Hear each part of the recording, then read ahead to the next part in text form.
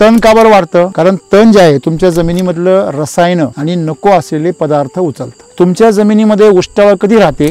जेव्हा रसायन तुम्ही टाकता. या झाडांना रसायन नको. तुम्ही लहान मुलाला औषधं घेऊन जा बरं, ते तुमच्या समोर खातं बाहेर जाऊन फुकून टाकत, आणि त्याला तुम्ही गुलाबजाम द्या बरं, ते दुसऱ्याचं पण ओढून खात. म्हणजे एसिडिक म्हणजे गुलाबजाम आहे, त्याला हवंय. केमिकल म्हणजे काय? गोळ्या आहे, केमिकलचे गोळ्या, त्याला नकोय. परंतु तुमच्या जबरदस्तीमुळे त्याला दुसरं काही खायला मिळत नाही म्हणून खातं. म्हणजे उरलेलं राहतं ना, तिथं हे तण उगवतं. तण निसर्गाने का निर्माण केलं? जे तुमच्या जमिनीत नकोय असे रसायन उचलण्यासाठी.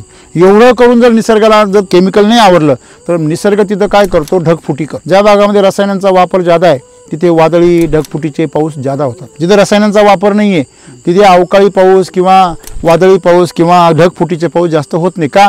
रसायनामुळे हीट तयार होते, आणि हीट तयार झाली की ऑटोमॅटिकली ते पाऊस पडतो. निसर्गाचा नियम आहे ना तो.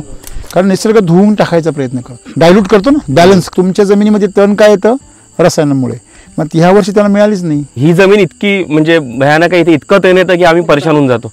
तिकडे तर जमीन इतकी भयानक आहे की याच्यावरती तण आहे, माणूस दिसणार नाही इतकं तण येतं, म्हणजे वापरलं नाही आहे. म्हणजे तिथे ज्या ठिकाणी तुमच्या जमिनीमध्ये विषारी पदार्थ ज्यादा आहे तिथे तण जास्त. रसायन, रासायनिक औषधं. आता हे किती जरी म्हटले तरी हे तण सांगते बघा, ज्याची हाईट झाली याच्यावरून सांगते की बरेच दिवस झाले तुम्ही तण काढलेलंच नाही. बरोबर आहे. म्हणजे आज हे तण जे आहे हे ओसळून गेलेलं आहे, पण त्याला जोर नाहीये. जसं पूर्वी तुमच्या शेवंतीला जोर नव्हता. म्हणजे हे कळलं तुम्हाला